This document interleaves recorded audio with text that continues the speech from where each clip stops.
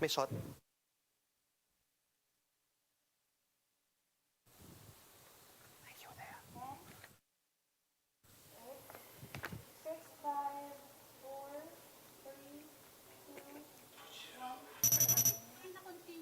Retired Supreme Court Justice Antonio Carpio responds to President Duterte's recent remarks and insists that the Hague ruling is more than just a piece of paper.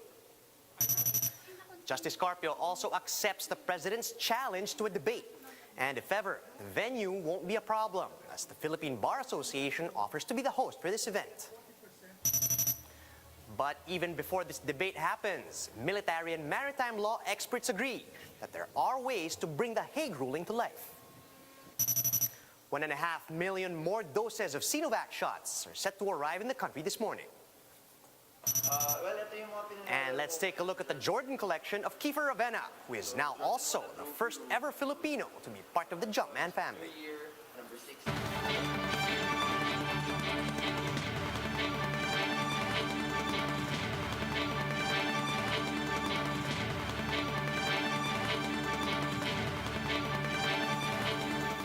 Fast, focused, and fearless. Here's everything you need to know as you jumpstart your day. And I'm Charles Lejano. One maritime law expert says President Duterte should be held accountable for saying that the Hague arbitral ruling is nothing but a scrap of paper. Here's the rest of the story. This is Philippine Coast Guard vessel ERP Gabriela Silang OPV 8301 UR 6.4 nautical miles northeast. Out in Bajo de Masinloc and the Kalayaan Island Group since April, personnel from the Philippine Coast Guard and the Bureau of Fisheries and Aquatic Resources are conducting joint maritime exercises, where they are improving their skills on determining a ship's position, cross-track bearing by use of azimuth circle, and nautical chart, among others. These PCG vessels have set out to sea once again on May 3 to continue their maritime exercises.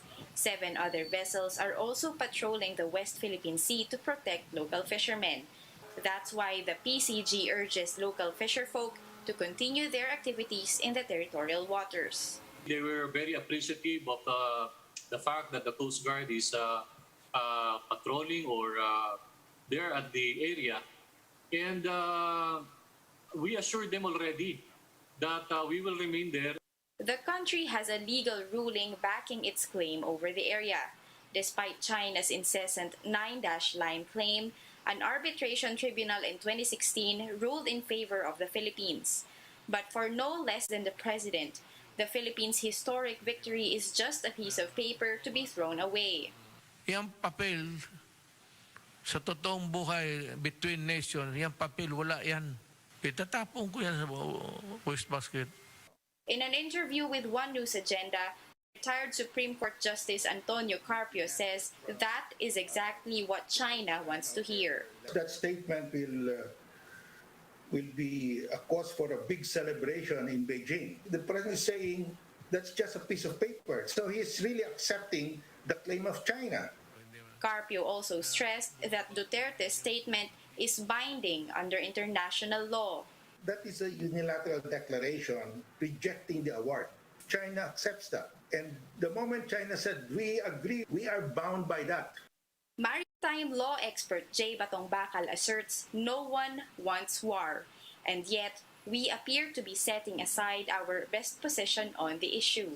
Pero kung sa pagkikipagdiplomasya, no, yung mismong kumbaga pinakamalakas mong argumento, pinakamalakas mong posisyon sa negotiation ay isasantabi mo lang, ang mangyayari sa atin yan ay manglilimos lang tayo. No? Hindi po totoong negosasyon yun. No? Mangyayari po nung parang nagmamakaawa na lang tayo. Batong Bakal says the public should demand accountability from the president. Cherry Salazar, we are One News.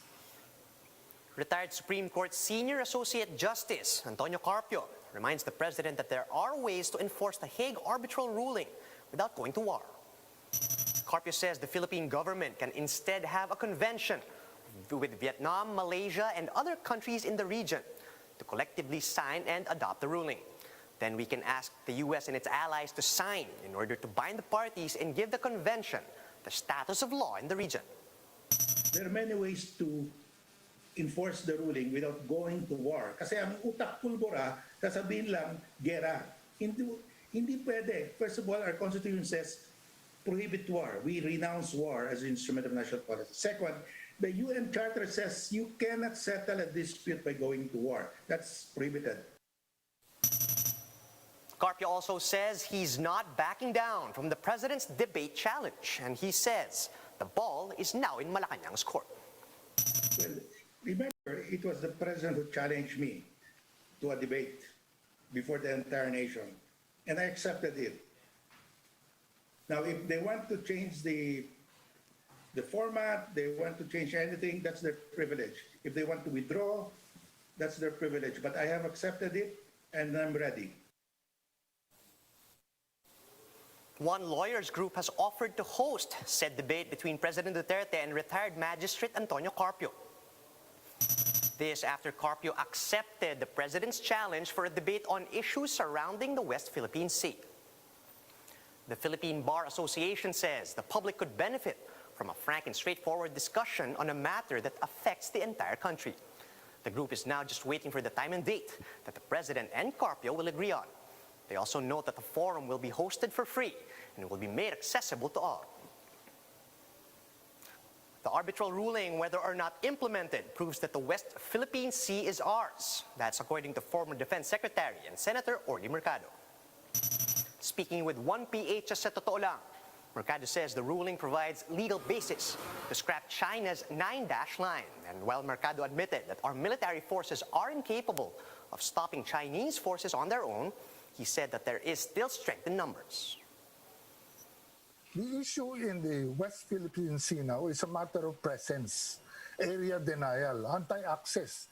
Ang nangyayari niyan, wala tayong presensya pasulput-sulput, walang consistency. Ngayon, hindi natin kaya dahil napakaliit ng ating Coast Guard at saka Navy.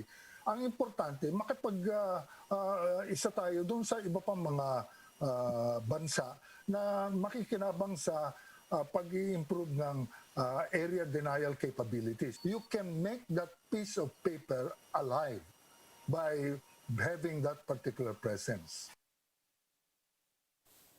In the same interview, maritime law expert J. Batong Bakal also denied that the Hague ruling was just a piece of paper.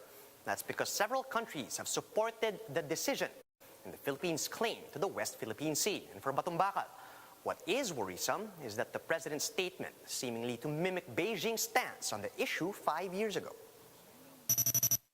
Mas nakakabahala actually yung nang sinabi ito ni Pangulo, ito ay isang talagang halos word for word echo ng sinabi ng Chinese Foreign Ministry noong 2016. No? Halos parehong-pareho itong sinasabi ngayon ni Presidente, ini-echo niya itong position bali ng China. No? Sa kabila ng pag-raise niya nito sa UN, ngayon baligtad naman ngayon ang sinasabi niya. No? So nakabahala talaga ito at para sa akin din ay hindi talaga ito tama dahil ibig sabihin nito parang tinatanggap na lang niya na ang mundong pagkakabuhayan natin ay isang mundo na kung saan ang batas ay baliwala, no? At poder lamang ang umiiral. Kung sino lang malakas, siya lang masusunod. 1.5 million more doses of Sinovac vaccines will arrive in the Philippines this morning. The shipment is expected to arrive at the NAIA Terminal 2 via a Cebu Pacific aircraft, which will be welcomed by vaccine czar Carlito Galvez and testing czar Vince Dizon, among other officials. Counting today's shipment, the country has so far secured 3.5 million doses of CoronaVac. The first million doses were donated by China, while the rest were purchased by the Philippine government.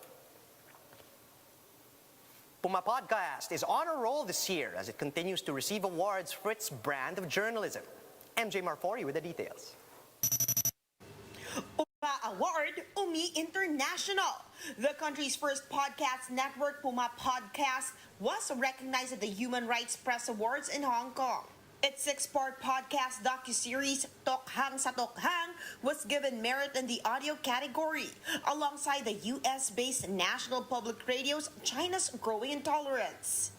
Tokhang sa tokhang knocks and inquires into the Duterte administration's bloody war on drugs and its lingering effects. Puma Podcast had also recently won 3 annual awards, dubbed as the Palanca Awards of the public relations industry. By the way, you be careful what you say now, because these guys, they're filming it. know. And from podcasting to vlogging, the Duke and Duchess of Cambridge, William and Kate, just launched their YouTube channel. Their debut upload shows a montage of their official engagements and their married life. William and Kate recently celebrated their 10th wedding anniversary. For News 5, MJ Marfori, we are One News.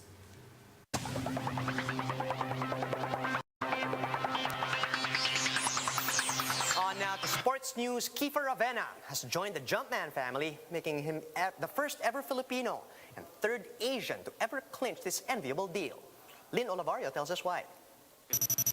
We're here at the home of NLEX Road Warrior star Kiefer Ravena, who happens to be the newest athlete and first Filipino to join the Jordan Brands family. And today he'll show us some of his favorite Jordan collection. Come and let's take a look.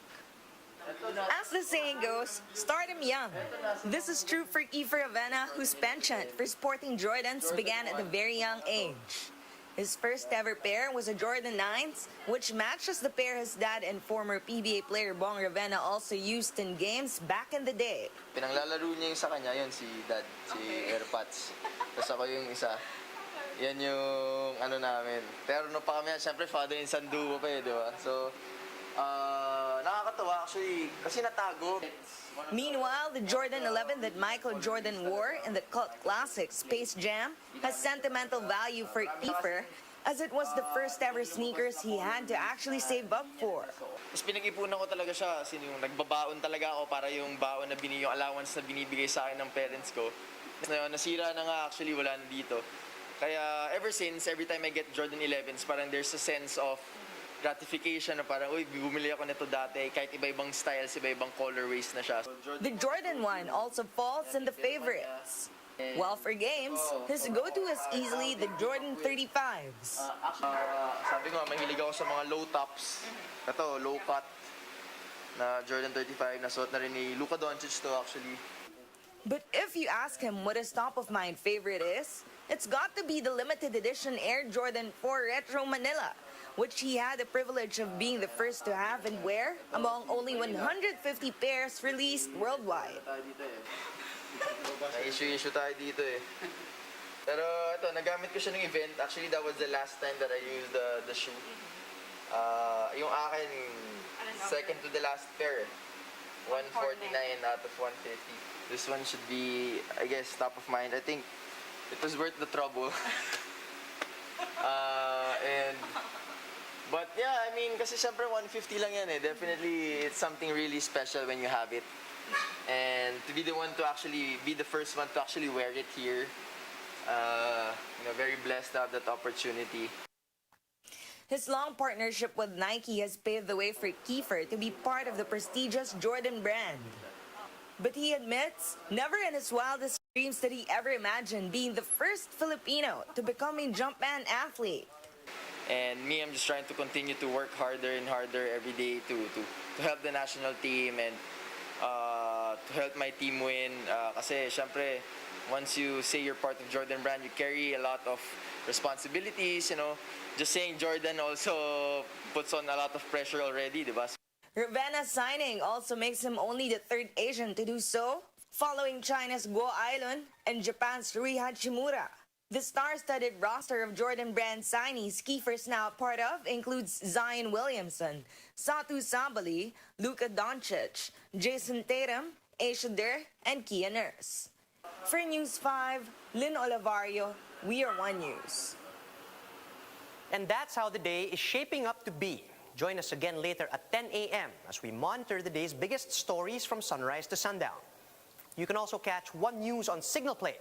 Register for a free account at www.signalplay.com so you can stream One News live anytime, anywhere. I'm Charles Lejano. Mask on, wash hands, and stay safe, Philippines. We are One News.